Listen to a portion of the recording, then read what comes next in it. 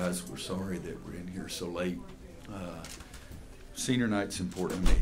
It's one of the most important things that we do, but I apologize for being so late. And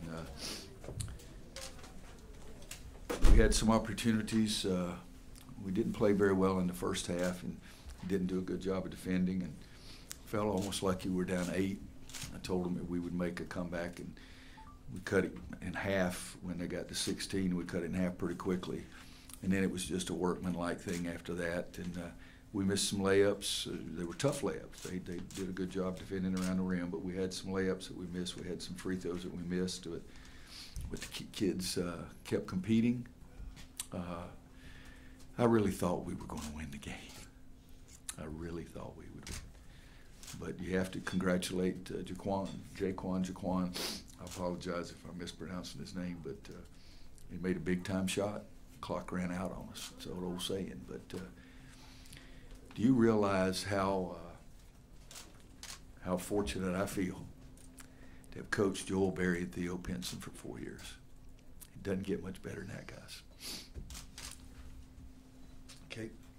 Questions? Coach, you said that this was probably the most important recruiting class to come to Carolina in the last 50 years.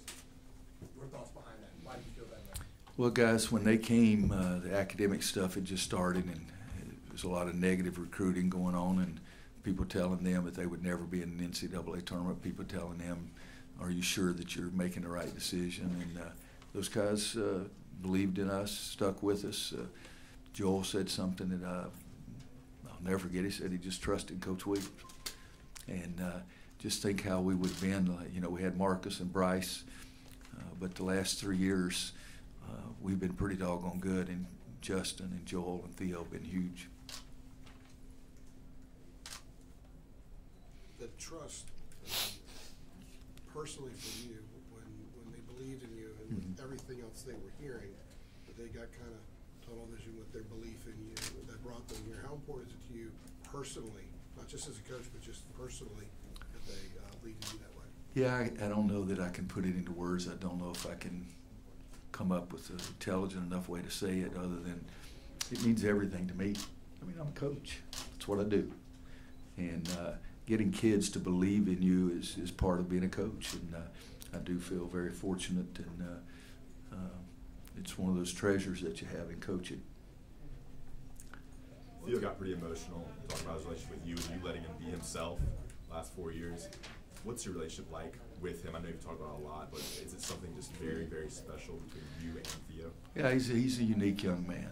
I mean, he really is. He's had some tough times with the foot, broken twice, almost broken a third time. To bounce back from that and stay as positive as he's been a great teammate. He's been a great mentor to the younger kids. He's been a breath of fresh air to me. You know, I'm a little more serious than Theo is, so he's added something to my life in that way that's been really special.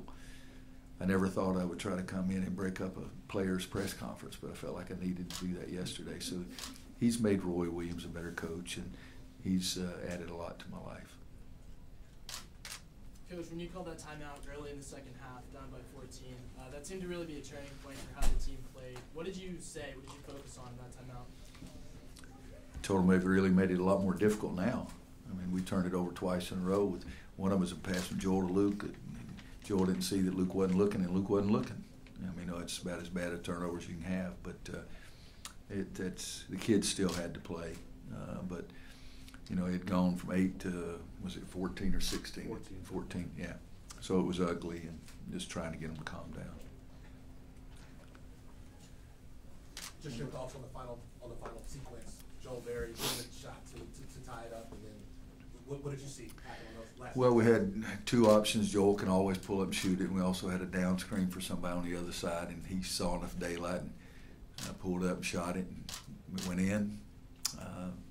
Marcus against Villanova, and you think that it goes in, and you think now you've got it into overtime. And but Jaquan really sized it up. He starts right. They made him go a little bit left, but he tried to get enough space and felt like that he could make it and made a great shot.